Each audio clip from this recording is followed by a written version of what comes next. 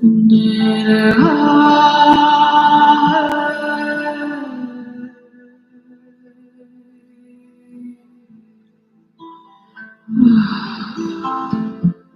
greetings everybody. I'll just be a few minutes here.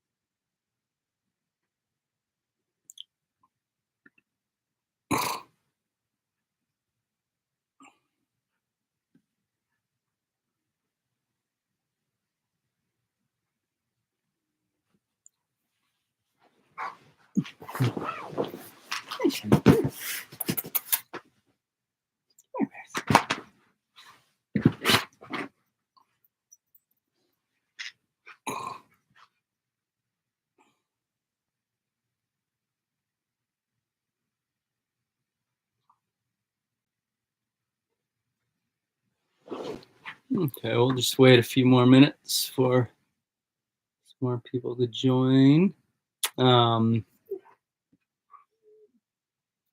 We've just been getting everything from the frost.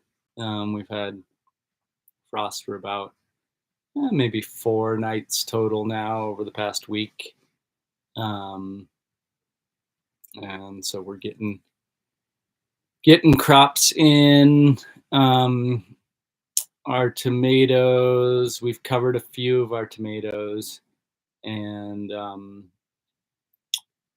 some of our beans, and then the rest of them we've just pulled out and brought into our pump house where we can keep it from frosting.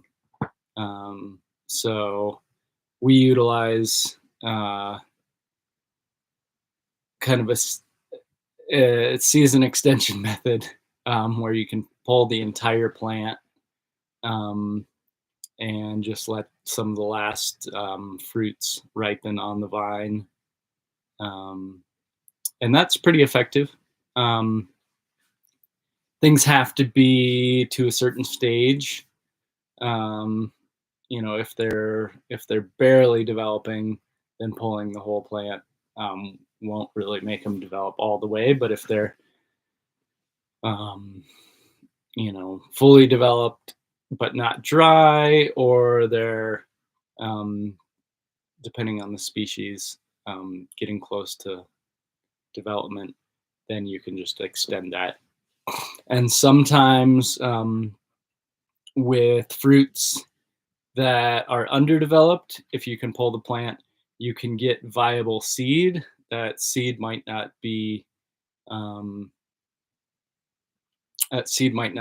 as vigorous as seed that even develop further, but it's enough developed to germinate. So if you're trying to select a variety that hasn't traditionally been grown in your area, if you can get it to germinate, then you have something to breed with. Whereas if it all gets hit by the frost and nothing makes it, then there's no breeding possibility. No, you can't push it towards being acclimatized to your environment. So, from a plant breeding perspective, getting as many of your plants to germinate as you're working towards local adaptation. That's really helpful. So, I'm just going to start with some of the most common questions coming into fall that people would have. Let me just come up here. Sorry, it's a little shaky when I'm working on the computer here. Let's see. Chat. Okay, chat. So,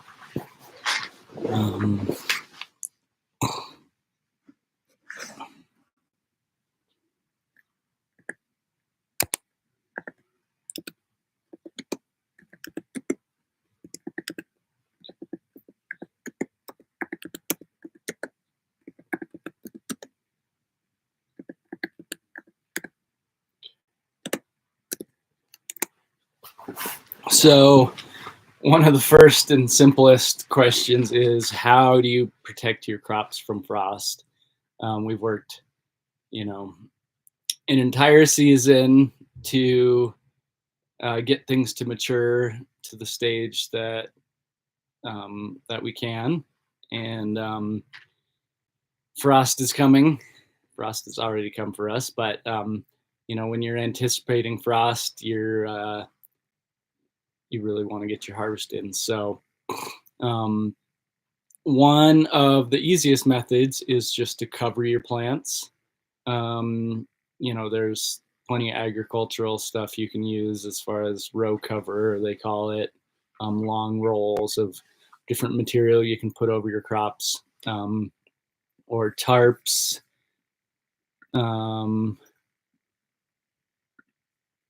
And so you can use bed sheets, you can use blankets. You're just trying to cover your plants fully and then get it to seal a little bit.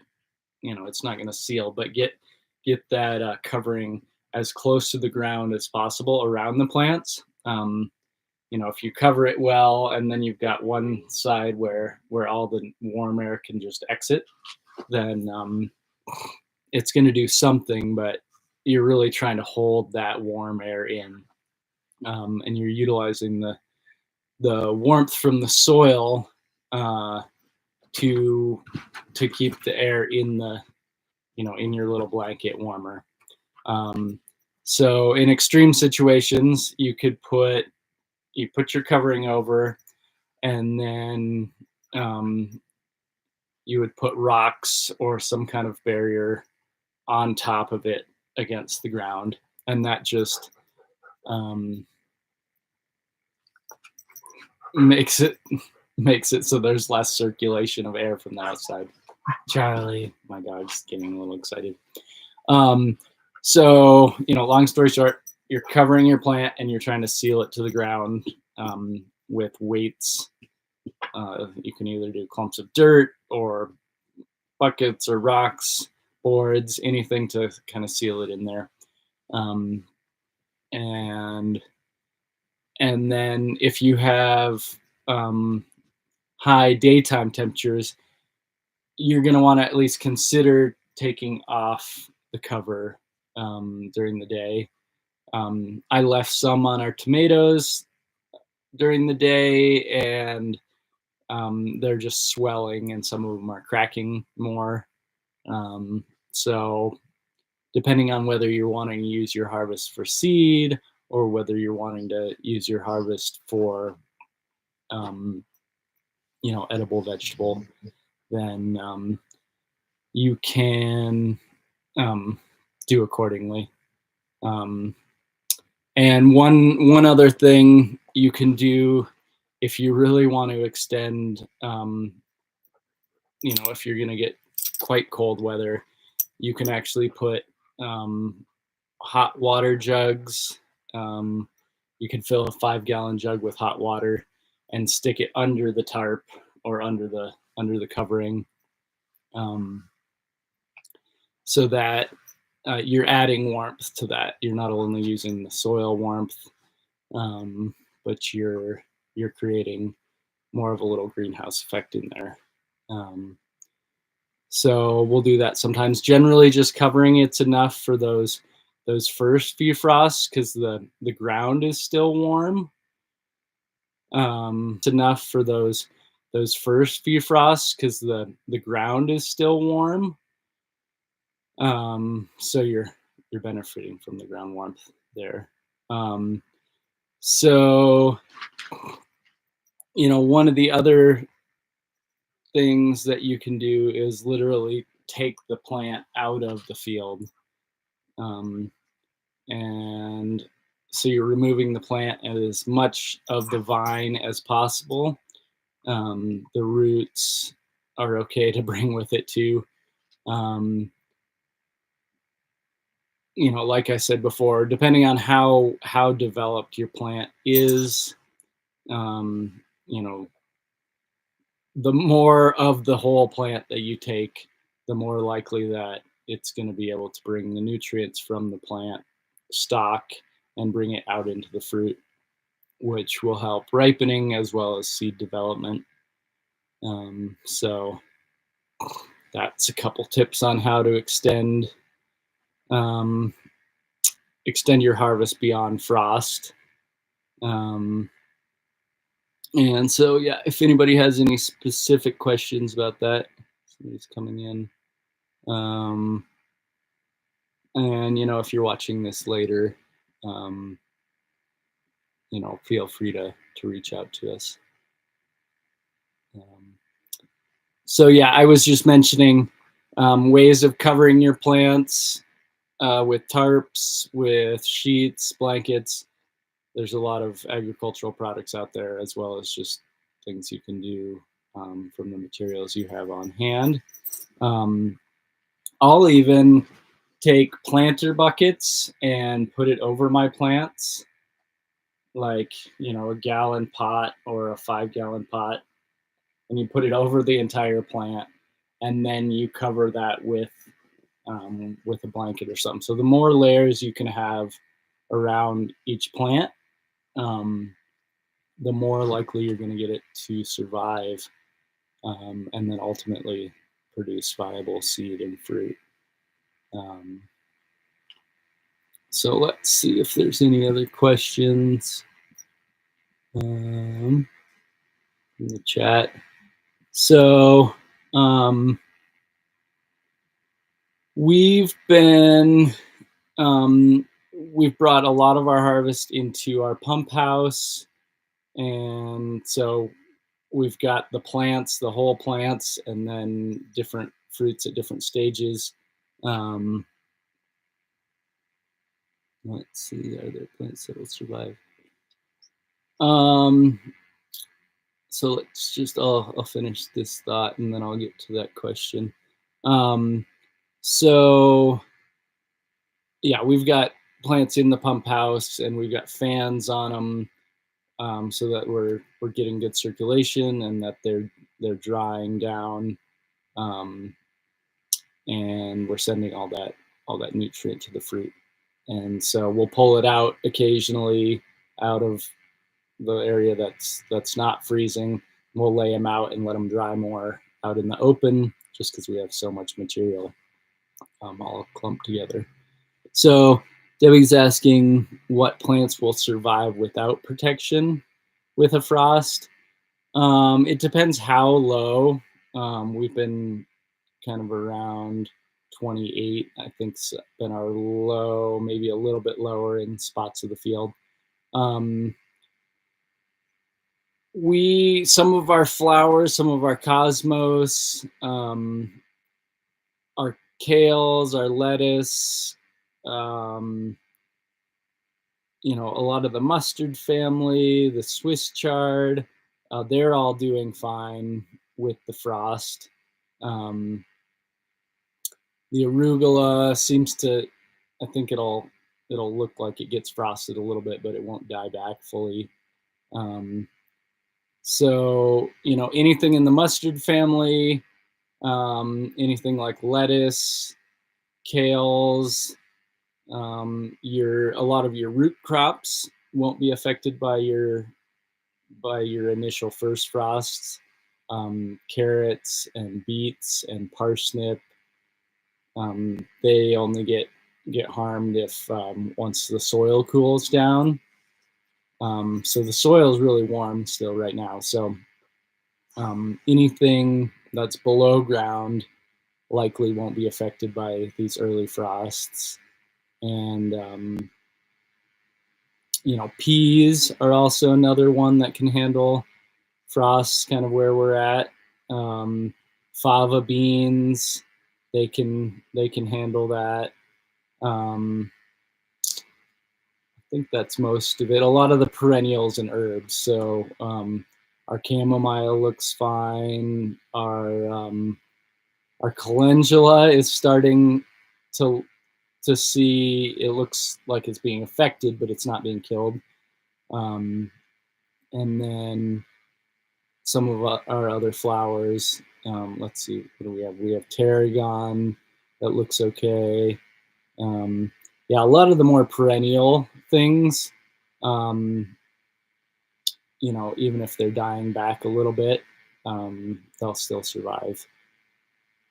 And then, your trees and stuff, they might start to lose their leaves if you have trees or shrubs, but they'll live through the winter, obviously, if they're perennial. So yeah, and even if you have plants that can survive the frost, sometimes a little bit of straw or just getting them closer to the ground too can be helpful. I had my beans up on trellises, and I actually just cut the trellis on both sides and let the plants come down to the ground, so that they're closer to that heat that's coming off the ground. And then whether you cover them or not, the closer things are to the ground, the less they're affected by the air temperature, the frost. So I hope that answers some of those questions. Yeah, there's a lot of cold season vegetables that there's another one, mosh or corn salad, which does really, really well in the cold. And I think we've got a tab on our website, rareseeds.farm, where it lists a bunch of the cool season crops. And then once you know what those are, you can find seeds for wherever you would find them. Let's see.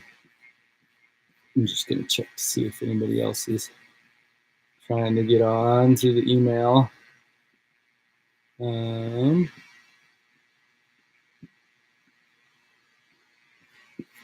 Yeah, so this is always like some of the busiest time of year. Let's see. You're sowing now in anticipation for spring. So Debbie's asking, what can you plant now that would flower or that would produce fruit in the spring? So I would plant Swiss chard right now. Depending on your climate, if you're a little lower than us, then you could be planting favas or peas. I already planted those a little bit ago, and we'll see, depending on our season. Those may be able to survive the winter. The more protection you can add, things that are somewhat hardy. There's very hardy, cold weather crops, and then there's semi-hardy crops. So peas and favas are kind of semi-hardy. Beets you could probably plant now. Lettuce, I have luck, as long as lettuce can get kind of to the little, I don't know, they get the size of a quarter or a little bit bigger going into winter, then oftentimes they can survive winter, and then you get a big flush of lettuce in the spring. real early. It's a little bit more bitter, but I would say it's a little more full-bodied.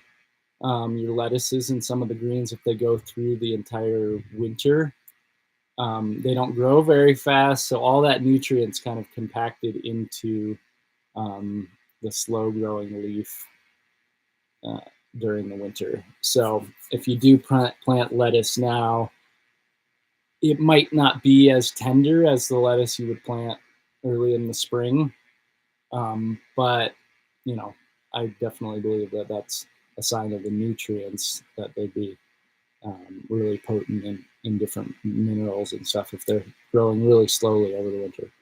And then Debbie's asking about direct sowing tomatoes.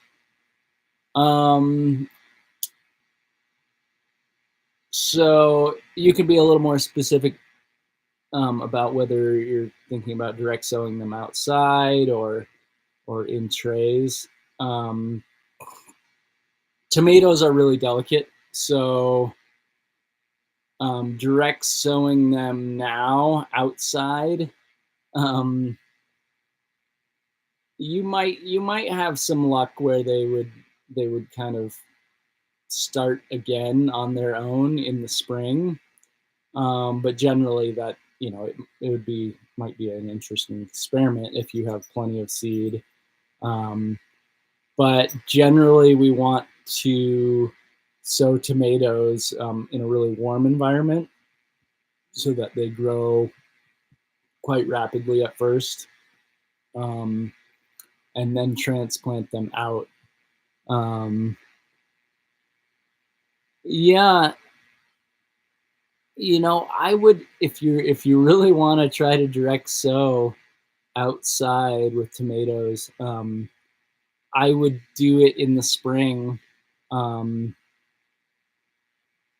you're gonna save yourself in just organization and whatnot, as far as not having to have trays all over. And we start tomatoes in our living room, so that's kind of a hassle to have them inside. But if you do direct seed outside, you're gonna have mixed results. Just the time it has to develop in our climate. Tomatoes are generally native to Central America and places where some places where they don't even have a frost, so the plants can live multiple years even. Peppers and tomatoes. So I have a few volunteer tomatoes over by our chicken coop that did as well as our other tomatoes. They got as big. Um, they probably germinated in the spring once it warmed up. If they germinated in the fall, they would not live through the winter. So, if they're in the soil already, they may be able to lie dormant. But if I were to direct seed on purpose, I would just I would wait until kind of late spring, because they can't handle any frost once that germination is initiated. But that's a good question, because a lot of people, we say, okay, well, these are the best ways to do it and the most dependable ways. But like I said, I have one example of one of the biggest, tallest tomatoes we have did germinate all by itself. That said, it germinated in highly nutrient soil that was decomposing, and so that soil was probably warmer. Anytime you have composting and process or manure that's aging, that warmth, there's a warmth created by that biological activity, and so that soil may have been a bit warmer than soil out in part of the garden. So, while I do encourage people to experiment, you just have to know that you're going to get mixed results. You might find the best, you might find the best way of doing it by doing that, and then hone in on something that really works. But yeah, you may not get what you're looking for. And then that said, if you want to try experimenting and stuff, then just buy a few plants from somebody in the spring. Depending on how many tomatoes you want for a harvest, you can experiment all you want, and then if you buy a few plants from somebody else that already started, then sometimes that's the best way to go alongside, so that you get a harvest, but you can also learn a lot on the way. Yeah, so yeah, the compost pile. A lot of people say their best squash in the year comes out of the compost pile, the most abundant, earliest. First, it's the earliest because the soil's a little warmer, and so it can germinate sometimes weeks ahead. And then secondly, there's just so much nutrient there. So certain plants can handle the compost. Tomatoes and squash can handle really fertile soil. Some other stuff, it's a little too rich for it. I am gonna try to save seeds from the volunteer tomatoes. I think there could be some genetic advantage to those ones coming early. It may just be that they're in such a good environment that's why they grew well. So they might be genetically quite equal to our other batches. But yeah, with tomatoes, they don't readily cross. They generally self-pollinate. So I have less worry about it being kind of a weird cross or something that I don't want. Whereas squash, sometimes when squash starts in the compost pile, sometimes it's just whatever you've thrown into the compost pile. So it could be a number of different things, and sometimes that turns into interesting crosses, for better or for worse. But tomatoes, yeah, I would generally, if it's a good tomato, I wouldn't be worried about it being a cross or anything, because they just don't cross that much. And with tomatoes, it's rare that I have a tomato that I don't like the flavor of. Some have different traits. Some are a little more tart. Some are, even have a little salty flavor. But I've never had a tomato that I didn't find useful. Whereas squash, sometimes there's traits that can come out when there's a cross that don't make them inedible per se, but they're less desirable, less supple sometimes, and a little more meaty, or like barky. Like the skins can get really thick and stuff, or they can have a little bitterness sometimes with the squash. So generally, I will save seeds from volunteers and plants that are somewhat unexpected in the garden, just because there's something special about that plant that was able to survive in that environment. Kind of on a slightly more advanced level, one of my mentors, he would always remind me that if there's a plant out in the field that does like way better than the rest of them, he would always say, well, how do we know if that's genetic, or how do we know if there was like a giant clump of compost under there? He'd call them dinosaur poop under there. How do we know there's not just like a clump of manure under there that we didn't acknowledge, and that's why the plant got twice as big. So if we have the time over a number of years to um, plant these crops we're wondering about, if there's an individual that's way better than others, if we can plant the progeny, the children from that plant, in a number of different locations around the farm, and they all do well, then we know that that's genetic. Whereas if we take it from that first plant that did amazing, and then we plant it throughout the farm in different places, and it doesn't really do any better than the individuals that were part of the original field, then maybe we can at least question, like, was there something environmental that made that one plant so much better? But that said, maybe we can figure out what that environmental thing was and encourage that in our garden. If it's one plant did way better and it's up against a big rock, and the other ones are kind of more in the open, and they didn't do so well, then maybe we can see, okay, well, the rock had heat and it helped it grow,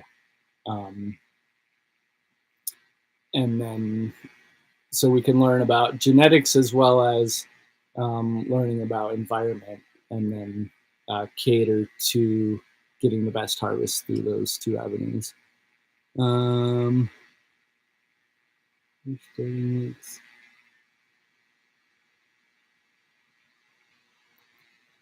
Yeah. So Debbie's just asking if we add soil from the outside to our starting mix. So yeah, I've had some really good luck with doing that. I've taken and that can just be like a small sample of soil that you then integrate fully into it. You want to make sure, if you're taking soil from outside and adding it to a soil mix that you bought, generally soil mixes that you buy are fairly sterile, or they don't have weed seeds in them. There's I don't know, there's certain standard of well composted and whatnot for bags of soil or soil you would bring in. So if you're bringing in soil from the outside, I would just want to take it from an area that you didn't have a lot of weed seeds. Generally, you can identify other plants. If you're doing tomatoes specifically, you would be able to tell the difference between tomato sprouts and a grass seed sprout. So it's not a big deal, but you'd consider, okay, you don't want to bring in a lot of other random weed seeds. So maybe you scrape a little bit off the surface, or just pick from an area where you don't have a lot of seeds from weeds. And then if you can get soil from a really kind of fertile area where things have been growing really well, that would be ideal. One year there was a place where some sheep had been under a cottonwood tree for many years, over and over. And I went in there and I made sure I wasn't getting any of the fresh manure.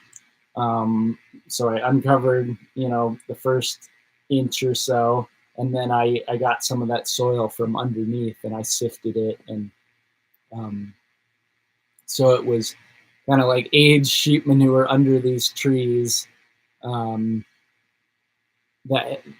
had been there for years and years, and I saw amazing results. I think it was partially because of the manure, but partially because of just that it had been out in the environment. Things had been growing in it and dying. There were probably different kind of mushroom, mycelium in that soil. And it was a bit of an experiment. You don't always know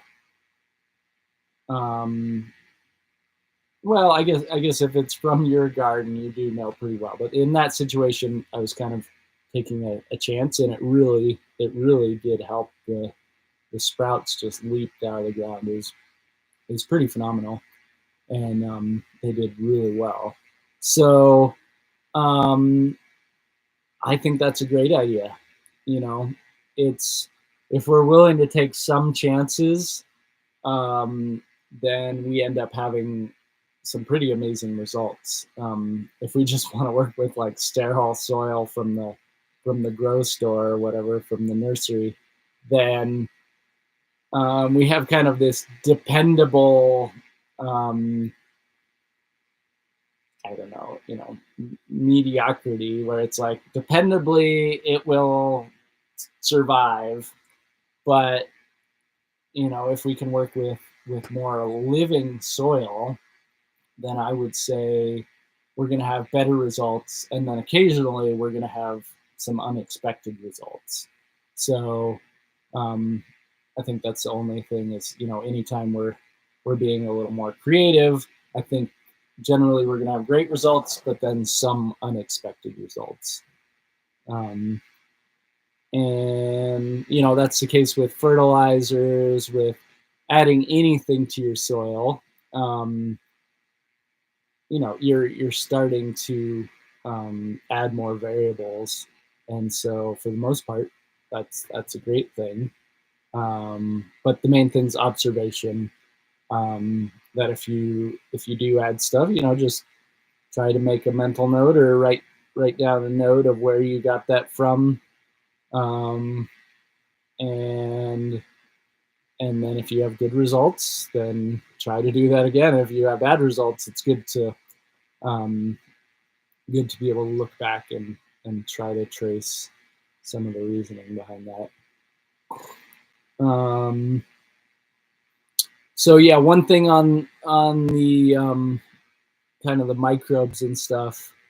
Um, it's yeah, that's an incredible part of the soil. The living soil um, is really a huge part of production and um, not having to add so much to our soil as well. If there's a lot of biological activity, then any plant matter that's on the ground will be able to be reincorporated into it. Whereas if we're working with a very sterile soil, um, then we're having to add more nutrients to it. So I hope that answers a little bit of that. I'm just going to check back on the email, make sure other folks can find their way here. So yeah, Debbie, if you have any other questions specifically, mainly the things I'm thinking about this time of year are, season extension, how to deal with the harvest, um, and then a little bit of planning for next year, with what to plant now, and then preparations. A cover crop. So I'm gonna try some different wheats and barleys this year, and maybe some oats. Um, so in nature, the ground is never bare, really. There's certain events, landslides or floods or things where the ground's bare for a little while, but um, I I would believe that the ground really should not be bare on purpose. I'm not that good at that, so I'm not saying like I don't have bare ground, because I have lots of bare ground parts of the year. But the more we can keep a cover crop going, I think the better the soil moisture, the better the soil nutrient. Um, so grains can be a good one this time of year. What you're looking for is a winter, with wheats, winter wheat is a common term.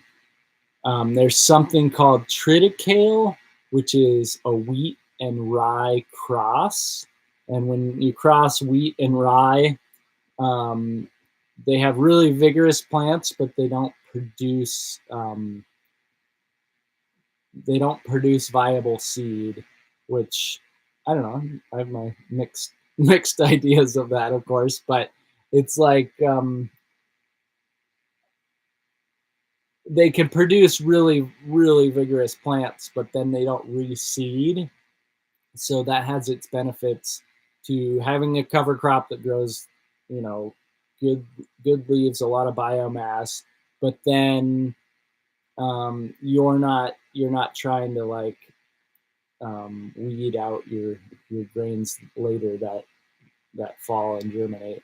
The other thing you can do is just make sure to cut your grains before they would create seed and go into the ground.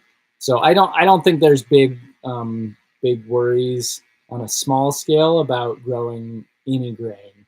I don't think there's any concern with that. I think on a small scale you can harvest all the seed before it falls back into the ground, or incorporate it into the soil before it even starts to grow seed heads. So that's a little extended on the grains. Peas are a really good cover crop. We've got a really hardy kind of. It's more of a cover crop pea. Peas don't always survive the winter.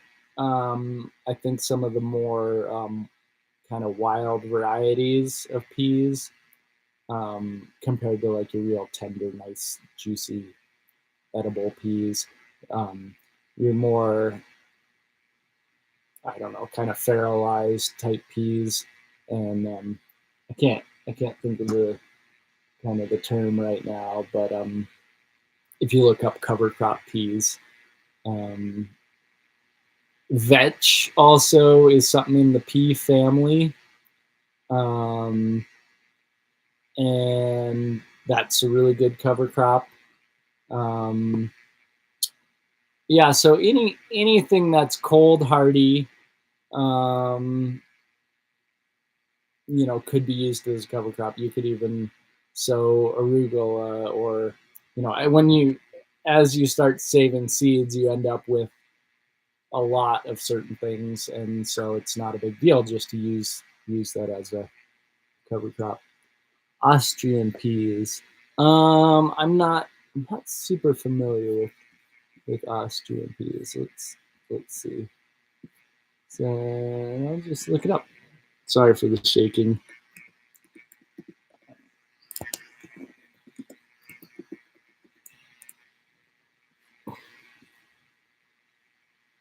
Yeah, I think it looks like that's more of a cover crop.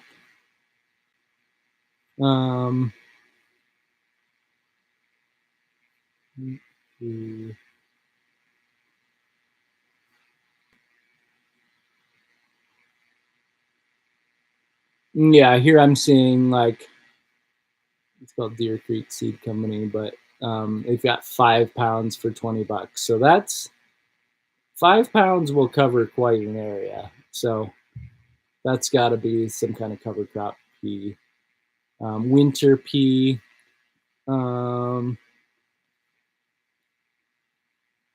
Yeah, that looks like what you're looking for. Unfortunately, we don't offer any amount of bulk. So we don't offer like volume for cover crops. You can use our packets to make a cover crop, but it seems like a good idea to get it more in volume. And they'll last a long time too, as long as you keep them dry and everything. If you get a 5-pound bag of something, it should last quite a long time. And let's see. Yeah, so just, trying different things too. If you have old seed that if you don't intend to plant, um, and you were just going to throw it in the compost, you can try planting that in the fall. If it's warm crops, it's not going to have a great effect, but adding any kind of biomass, um, helps. Any roots that are going into the soil can be really helpful. So, experimentation is key. Um, as long as we're not overextending our resources or our time to do experiments that aren't working out, um, you know, it's yeah. I definitely encourage people to try stuff and ask a lot of questions. And then that said, I don't know everything by any means. I know very little. I'm just very passionate about this. So, get back to us if you have great successes in one way or another. And yeah, try lots of stuff and start bulking up as much seed as you can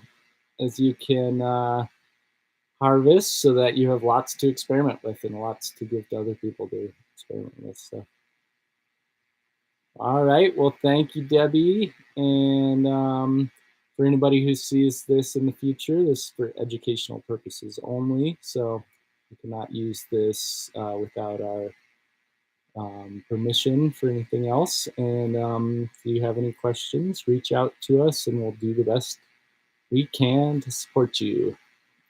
And yeah, you can find us on our website or in any other way of finding Vibrant Earth seeds. Okay, thank you guys so much, and appreciate the patience. This time of year's pretty insane, but it's harvest season, so it's also very exciting. Okay, well, we will be back with you for our CSA members. We'll be back with you in a week or couple weeks. We'll let you know through email. And then if you want to join our CSA, for people who aren't already, um, you get seeds quarterly, appropriate to the time of year for planting, and then we give you information about how to best grow it and problem solve. So thanks for visiting Vibrant Earth Seeds. Okay, appreciate you. Take care. Over and out.